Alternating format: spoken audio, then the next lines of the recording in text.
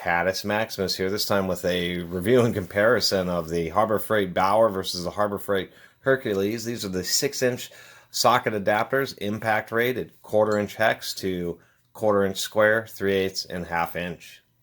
One of the most confusing things about Harbor Freight's new tool rollout is they came out with 2 different series of higher-end electric power tools as well as accessories, Bauer and Hercules, and they're just about identical, and I just don't really understand it. Case in point is these socket adapters. With a coupon, they're around $10, so they're actually charging about the same amount as any other commercial brand. They are indeed 6 inches.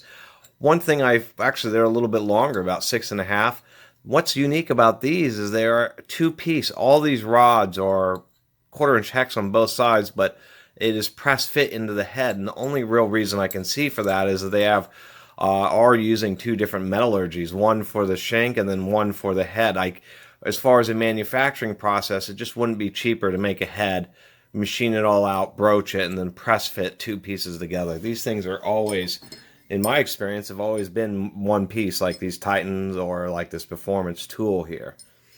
The shanks are pretty thin. If we compare to the Titan does do a nice thick shank just to reduce twist.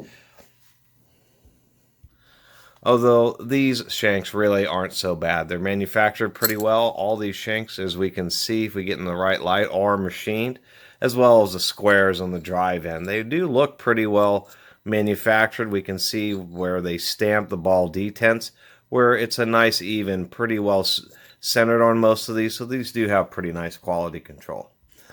Retail, the Hercules is $1 more than the Bauer, and it just doesn't really make any sense. They kind of have on the packaging that it might be a little bit stronger, more advanced. You know, there's more advertising on the packaging for the carbon finish ones. Although these aren't chrome plated, they're just a bright finish. Overall, they seem to be pretty decent. They have a pretty nice fitment. If we take this onto a socket, this socket has a real nice fit, and these things are sized really nicely. They have a pretty strong ball or spring for the ball detent, and I'm actually happy about that. I really don't think many people are going to have any problems with the sockets falling off. They also have a real nice large amount of protrusion, so they'll really do get a pretty good bite. Another interesting point is these nicer ones only seem to be available in the 6-inch versions. They don't seem to have these 2-piece versions in shorter 2-inch size. But these are always recommended with impact drivers because it makes them a lot handier, and oftentimes with impact drivers, they tend to be pretty bulky compared to their air tool counterparts, and so these extensions can definitely increase their versatility. One quick thing to note, and I thought this was real disappointing, I'm not going to say it's like false advertising, but it's definitely ignorance, is that they show the little torque point, you know, shock absorbing zone, like so many manufacturers here. I don't really understand the whole torque zone thing. I think it's to help prevent the bit from jumping out of the fastener, because DeWalt and Milwaukee all sell heavy-duty impact bits, which don't have any turn-down area. But what they're showing, if we can get that, is the little notch on the shank. This notch on the shank here is for retaining it into the tool so it'll lock into the chucks. This has nothing to do with the torque because, of course, the chuck is a hex all the way through. And, of course, it's driving on this front portion. So that's just completely inaccurate. I think they are getting caught up in actual bits like this Milwaukee and DeWalt where they have these turn-down sections that act as like little springs or torsion areas. And they are just mistakenly calling this notch, whoever was actually responsible for the packaging. But I did want to point that out. So let's take a look at these. Let's see if they at least take a reasonable amount of torque and not just immediately snap on me. Alright, so I have this little mill vise that I have mounted to a block of wood just for certain operations where you want something flat-bottomed. Don't recommend the Irwin vise. I have some 3/4-inch head, 1/2-inch shank bolts here. That would be 19mm by 12.7. They're threaded a good couple inches into some holes that are just big enough to get the bolts threaded. And surprisingly enough, even more standard coarse thread machine bolts, when you have a good couple inches or more of depth or of grab, engagement. I'm always terrible with my words. I don't have a doctorate in English literature. Bolts in those situations where you have so much just engagement really do hold pretty tight. There's actually a lot of friction, so I figured this is actually a pretty good test because it's a pretty high mass bolt, a lot of friction, just about as harsh as you're gonna really get. This would probably be the equivalent of trying to remove lug nuts with one of these.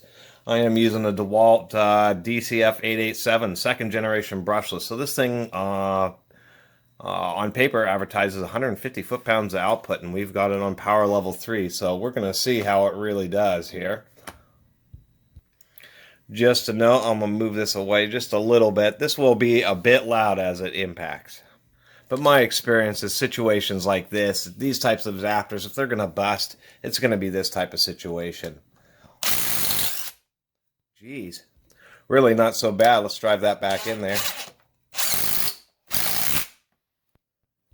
This is one angry little impact driver. That's what I'll say. Versus the old NiCad days. These modern ones are really pretty nuts. Really the only other way I could test this harder is to take a bolt, put it in the vise, and just wail on this thing. I don't want to try to intentionally break it, but that was a pretty decent test. There's a lot of mass and friction on that fastener, and I was running that at full bore. The only thing I'll say is we'll see how the wear holds up. This was absolutely brand new, and just that one little session of impacting did create a couple little notches. You know, this tends to be what happens as soon as you start off, but, you know, that isn't super duper promising. The reason I point that out is if you take maybe some bits, more commercial brands such as these DeWalt's, this Milwaukee, even though these are Phillips bits, these things have been used quite a bit. I've used both of these bits quite often, and there's just no evidence of where the chuck has started to bite into the steel. And so seeing that right there is telltale. Says that it's a little bit softer. Probably to help prevent it from breaking, but that also means that this area here will really start to wallow out. We'll see how it works out and do an updated review like a year from now. Anyway, I wanted to do a review of these adapters. I thought they were kind of neat looking because they have these chunky heads on them. They are a little bit pricey, so I generally just recommend getting the Bauers. I don't see how the Hercules really are any stronger, but it is possible. These are Taiwanese, and it's kind of nice that Harbor Freight's trying to step it up just a little bit here. Anyway, I really appreciate everybody watching and subscribing, all the subscribers old as well as the new subscribers. And if you haven't subscribed, please do. Until next time, Catus Maximus out.